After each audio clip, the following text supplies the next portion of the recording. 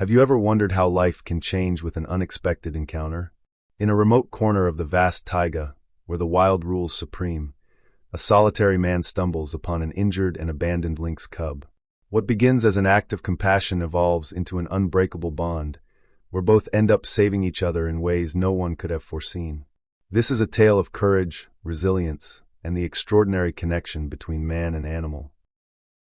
The sun rose slowly over the dense hills of the taiga, bathing the pine trees in a golden glow. Morning mist lingered like a mysterious veil as the river wound silently through the forest. For Charlie, it was just another ordinary morning. He lived a simple life, alone in the old cabin he had inherited from his parents. Hunting and fishing were all he knew, and the silence of the taiga, which once brought him comfort, had begun to weigh heavily on him. Charlie wasn't one to wear his emotions on his sleeve, but loneliness had become a constant companion. He knew he was a man of few ties, yet sometimes, in moments like this, sitting on his bed, listening to the distant birdsong, he felt a deep emptiness. The cabin remained just as his parents had left it, filled with memories he avoided confronting, but that still haunted him. Just another day like the rest, he murmured to himself, tying his boots and grabbing his old fishing gear. Charlie decided to explore a more secluded part of the river, as he always did. It wasn't that he needed to avoid people. There were hardly any left in the village to avoid. Most of the residents had left long ago, leaving behind only a few families and even fewer connections for him. He liked being alone, or so he told himself. What he wouldn't admit was that, sometimes, as he gazed at the starry sky, he felt a pang of longing for companionship, something he didn't know how to fulfill. As he walked toward the river, the sounds of nature filled the silence. The crunch of branches under his boots, the calls of birds echoing through the trees, and the whisper of the wind weaving through the pines were all familiar and comforting. But they were also a reminder of his solitude. He tried to find solace in these moments, but even the pristine beauty of the taiga couldn't completely chase away the sense that something was missing in his life. When he reached the river, Charlie focused on the crystal-clear waters. Fishing was one of his few genuine pleasures. It was something he did with skill, a ritual that kept him occupied and gave him a sense of purpose. He prepared his rod, cast the line, and settled onto a nearby rock, patiently watching the surface of the river. Catching his first grayling brought a brief flicker of satisfaction. He knew he would soon enjoy a good meal, one he had earned with his own hands. With practiced precision, he built a small fire, a routine he had performed so often it had become second nature.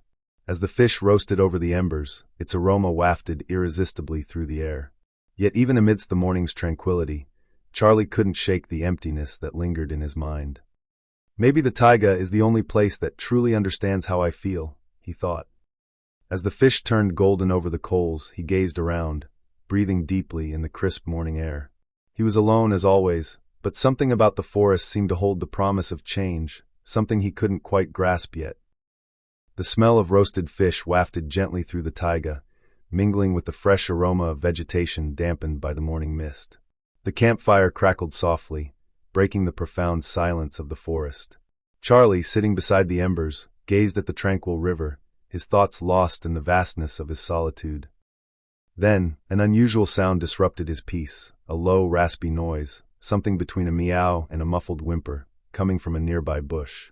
Charlie frowned and stood slowly, careful not to scare whatever it was. With deliberate steps, he followed the sound. The atmosphere seemed to freeze around him. The silence deepened, as if the forest itself was holding its breath. As Charlie parted the branches of the bush, he froze, his heart racing at the sight before him. A small lynx, curled up and trembling, its fur matted with dried blood. The animal was in critical condition.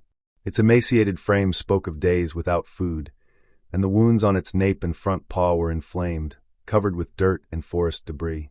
Its fur, which should have been soft and dense, was tangled and smeared with leaves and soil.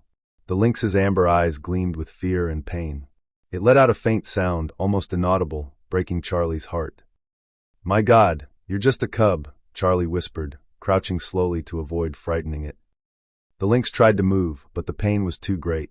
Its front paw was stiff and swollen, and every slight movement seemed torturous. Yet, it didn't take its eyes off Charlie, as if trying to determine whether it could trust him. With a lump in his throat, Charlie extended a cautious hand. "Hey there, little one. I won't hurt you." His voice was low and soothing, an attempt to convey safety. The lynx hesitated for a moment, but seemed to sense that this man posed no threat. With visible effort, it raised its head and let out another faint sound, almost like a plea for help. The smell of roasted fish still lingered in the air, and Charlie realized the lynx had likely been drawn to it, overcoming its fear and pain in search of food. He quickly returned to the campfire, grabbed a piece of freshly cooked grayling, and offered it to the cub. The lynx devoured the fish eagerly, though its movements were cautious and hesitant, as if it barely had the energy to chew. Charlie noticed it swallowing quickly, without much chewing, desperate to sate its hunger. After feeding the lynx, Charlie went to the river to fetch water in his cup. But when he returned, the little cub was gone. He looked around, softly calling out, "Hey, little one, where'd you go?" The forest answered with silence. Charlie felt a pang in his chest. He knew the cub was gravely injured, and that its chances of survival alone were slim. He waited for a few minutes, gazing toward the direction where the lynx had likely fled, but it didn't return. As the sun began to dip below the horizon, Charlie returned to his campfire, still haunted by the desperate look in the lynx's eyes. "I hope you make it," he murmured to himself, preparing to spend the night there. Little did he know that this encounter was only the beginning of something that would change his life forever. Night had fallen over the taiga, shrouding the forest in dense darkness. Only the light of the campfire illuminated the small space around Charlie, while the river reflected the stars that had begun to appear in the sky. The constant sound of rushing water couldn't drown out the tumult of thoughts swirling in Charlie's mind. He sat close to the fire, trying to warm his hands as his thoughts lingered on the lynx cub he had encountered earlier. The animal's condition was etched into his memory: the blood-matted fur, the frightened eyes, the frail body. Charlie knew, with painful certainty, that the little creature had slim chances of surviving alone in the vast wilderness of the taiga. "I should have done more," he murmured, breaking the silence. He knew it wasn't rational to blame himself. The lynx had fled, and Charlie couldn't have forced it to stay. But the nagging thought that he might have done something differently gnawed at him. Lying near the fire, he pulled his jacket tight around him for warmth, gazing at the star-filled sky. Exhaustion weighed on him, but his mind couldn't stop replaying the scene of the little animal. Is it lost in the darkness now? Is it even still alive? The uncertainty was suffocating, leaving Charlie with a surprising sadness. Finally, his eyes began to close, the warmth of the fire offering a measure of comfort. But in the middle of the night, a soft, almost imperceptible sound woke him. Slowly, he opened his eyes, trying to identify what had disturbed his sleep. When he turned his head, his heart nearly stopped. There, curled up beside him, was the lynx, its small body pressed against his shoulder. The animal trembled with cold and pain, but it had returned. Charlie could hardly believe what he was seeing. "You came back," he whispered, his voice a mix of relief and disbelief. He stayed still for a moment, afraid to scare the cub. The lynx, still shivering, let out a faint sound, almost a whimper, and Charlie realized just how exhausted it was. Emotion hit him hard. His chest tightened, a blend of gratitude and responsibility washing over him. The little creature had chosen to trust him, returning to seek help despite all it had endured. "It wants to live," Charlie thought, tears forming in his eyes.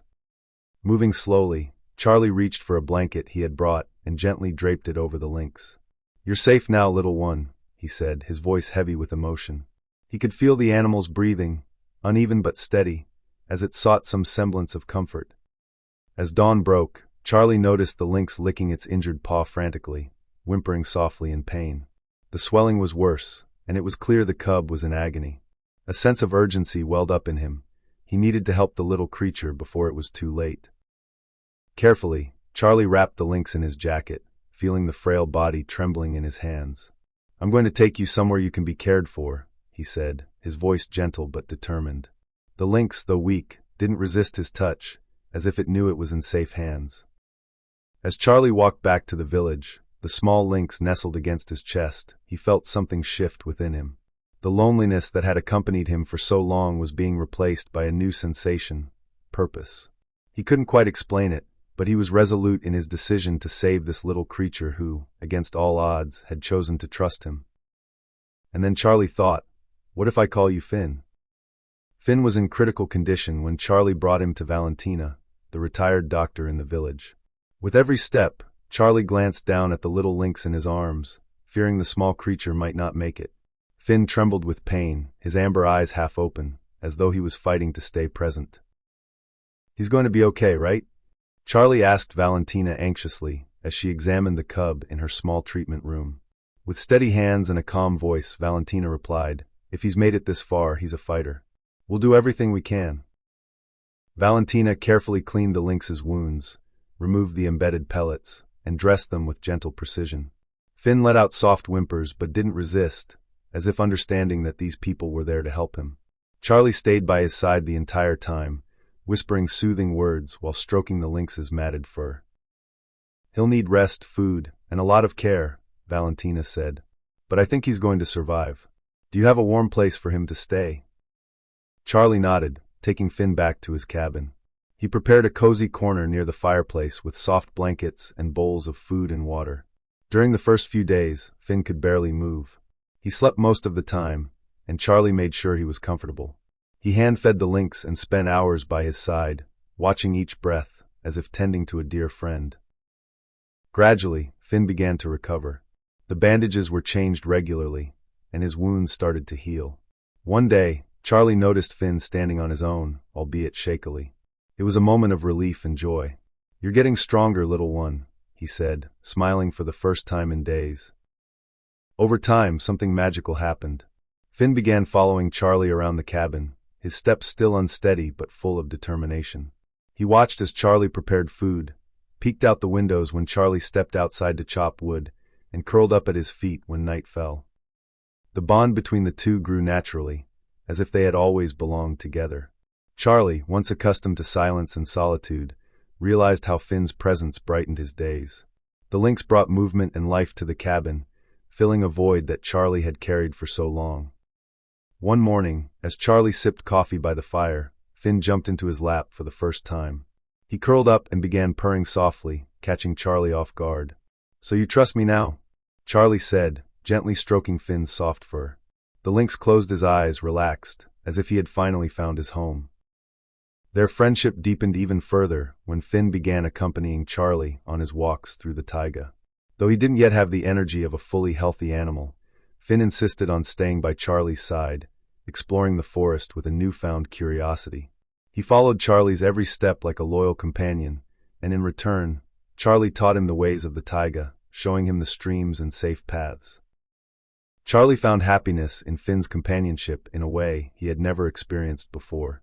The lynx wasn't just an animal he had rescued. He was a friend, someone who gave his life purpose and joy. The nights that had once been lonely were now warmed by the sound of Finn purring near the fire, while Charlie smiled, feeling a peace he hadn't known in years. "You've brought me something I didn't even realize I'd lost," Charlie said one evening, looking at Finn, who was sleeping peacefully by the fireplace. For the first time in years, Charlie felt he was no longer alone.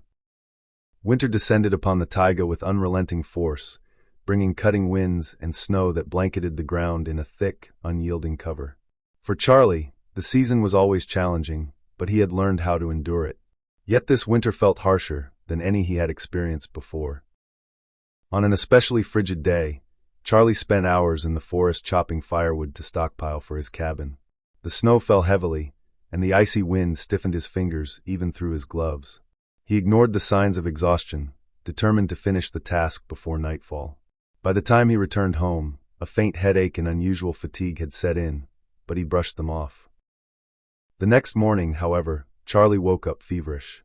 His body was heavy, his throat ached, and each breath felt like a monumental effort. He tried to stand, but his legs gave way, sending him back to bed. "Just a cold," he muttered to himself, attempting to dismiss the growing discomfort. But the fever worsened. By the second day, he could barely move. Shivering despite the warmth of the fireplace, he was consumed by chills, and his thoughts began to blur. Charlie realized something was seriously wrong, but he lacked the strength to seek help. Finn stayed close, watching attentively. The lynx seemed to sense that something was amiss. He circled the bed, letting out soft sounds as if trying to wake Charlie. When Charlie finally managed to open his eyes, he saw Finn sitting beside him, gazing at him with an almost human expression of concern. "Sorry, little one. I don't think I can take care of you right now," Charlie murmured weakly. Finn let out a low meow, but this time it was filled with resolve. He continued pacing around the cabin, scratching at the door and glancing back at Charlie as if urging him to act. When it became clear that his friend wouldn't respond, Finn made the decision himself. With an agile leap, Finn slipped through the crack of the door Charlie always left open for him and darted through the snow toward Valentina's house. The wind was relentless, but Finn pressed on without hesitation. His instincts were sharp, and he knew exactly where to go. When he reached Valentina's house, he began scratching insistently at the door, letting out loud meows that pierced the silence of the night. Surprised, Valentina opened the door to find Finn standing there, covered in snow and breathing heavily. "Finn, what's going on?" The lynx immediately turned and began running back toward the cabin, pausing every few meters to look back and ensure Valentina was following. Recognizing the urgency in Finn's behavior, Valentina quickly grabbed her medical kit and followed him into the forest. When they arrived at the cabin, Valentina found Charlie lying pale and visibly weak. He was barely conscious, muttering incoherently while drenched in sweat. "Charlie, I'm here," Valentina said as she quickly assessed his condition. She noted his high fever and symptoms of pneumonia. He wouldn't have lasted much longer, she thought as she prepared an injection to stabilize him. Finn sat close to the bed, watching Valentina's every move, as if ensuring that Charlie was in good hands. The lynx seemed restless, but also relieved to have successfully brought help. Valentina swiftly arranged for Charlie to be transported to the nearest hospital, where he received the care he needed to combat the pneumonia. During his days of recovery, Charlie reflected on everything that had happened. He could hardly believe what Valentina had told him, how Finn had run to her and insisted she follow him back to the cabin. "He knew what to do when I didn't," Charlie said emotionally, stroking the little lynx now resting beside him in the hospital bed. When Charlie was finally discharged, he didn't hold back his gratitude. Kneeling in his cabin, he welcomed Finn, who purred loudly and rubbed against his legs. "You saved my life, little one. I don't know how I'll ever repay you," Charlie said, holding the lynx's face with affection. For Charlie, Finn's heroic act was more than just a sign of loyalty. It was proof that the bond between them had grown into something far deeper than he could have ever imagined. After Charlie recovered, the story of how Finn had saved his life quickly spread through the small taiga village. In a place where news was scarce, the unique bond between a solitary man and a wild lynx became the main topic of conversation among the locals. "Have you heard about Charlie's lynx? He saved his life," people exclaimed in admiration. Valentina, who had witnessed the entire event, was the most enthusiastic storyteller. "That lynx isn't just clever, he shares a connection with Charlie that's hard to explain. They understand each other in a way you don't see every day." People who rarely interacted with Charlie began seeking him out, eager to hear more about Finn. They showed up at his cabin or stopped him during his occasional trips to the small local market. At first, Charlie, being naturally reserved, wasn't sure how to handle the sudden attention. But as he recounted the story of Finn, something inside him shifted. He began to realize that talking about his loyal companion was more than just sharing an extraordinary tale. It was a way to reconnect with others. He described how Finn had entered his life, how they had learned to trust one another, and of course, how the lynx had braved the snow to fetch help when Charlie needed it most. These conversations brought a newfound warmth to Charlie's life. He, who had avoided others for so long, began finding joy in the simple interactions of daily life. The village, which once felt so empty, now seemed filled with curious and supportive people. Finn, meanwhile, became something of a mystical figure in the village. Though he was a wild animal, he acted as a guardian by Charlie's side. Occasionally, when Charlie went into the village, Finn would follow, keeping a cautious distance but always watchful. Children were captivated by him, pointing and calling him the forest hero. One day, while helping an elderly neighbor carry firewood, Charlie heard something that deeply moved him. "You know, Charlie," the man said, "it's not just Finn who saved you. You saved him too. And this bond you two share. I think it saved all of us a little. It's good to be reminded that things like this still happen in the world." Charlie reflected on those words that evening as he stroked Finn near the fireplace. He realized that Finn had done more than save his life. The lynx had brought him a purpose he didn't know he was searching for. And in some way, Finn had helped Charlie open his heart again, not just to an animal, but to the people around him. The village was never the same. The story of Charlie and Finn became a local legend, a tale the villagers proudly shared with anyone passing through. Here, even the most unlikely bonds can become something extraordinary, they would say. Charlie, once known as the solitary man in the cabin, had become someone who represented something greater. Proof that in the vast wilderness of the taiga, even the smallest act of compassion can change lives in unimaginable ways. The man and the lynx, who had once saved each other, continued their lives side by side. Together, they taught a lesson, that the bonds between humans and animals can be made of something far greater than words. They are built on loyalty, gratitude, and love. If you followed the story this far, give it a like, subscribe to the channel, and turn on notifications to hear more stories like this.